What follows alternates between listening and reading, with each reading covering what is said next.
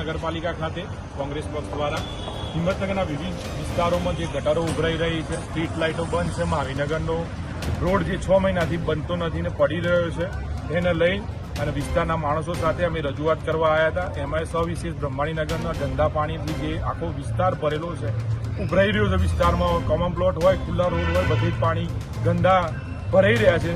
એને લઈને અમે આજે આવેદનપત્ર સીઈઓ સાહેબ અને પ્રમુખ સાહેબને આપવા આવ્યા હતા, ભાજપના નગરપાલિકાના પ્રમુખને, પણ બંને હાજર ન હતા. એટલે અમે એમની ઓફિસના ચેમ્બર ઉપર અમારું આવેદનપત્ર ચોંટાડીને આવ્યા છે. એમના પ્રતિનિધિને પણ એક આવેદનપત્ર આપ્યું છે અને ત્યાં અમે બેસી અને રામધૂન પણ બોલાવી હતી કે ભારતીય જનતા પાર્ટીના સત્તાધીશોને સદબુદ્ધિ ભગવાન આપે તેવી અમારી માગણી છે. આવનારા દિવસોમાં જો આનો નિકાલ નહીં કરવામાં આવે તો અમે મોટું જ્વલંત આંદોલન કરીશું. સાથે સાથે ગટરના 1 કરોડ ને 80 લાખના સફાઈનું કોન્ટ્રાક્ટ છે વર્ષનું અને પર ડે 50,000 રૂપિયા, જે રીતે ગણીએ તો.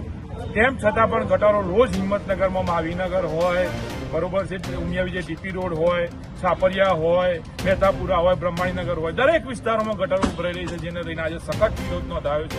જો આવનારા દિવસોમાં નગરપાલિકાના સત્તાધીશોનું નિરાકરણ નહીં લાવે તો જોરદાર વિરોધ કોંગ્રેસ પક્ષ પ્રજાને સાથે રાખીને કરશે અને ભારતીય જનતા પાર્ટીનો વિરોધ નોંધાવશે. શું નામ તમારું? પ્રિયવર્ધનભાઈ પટેલ, જિલ્લા સંગઠન મહામંત્રી. મનીષભાઈ,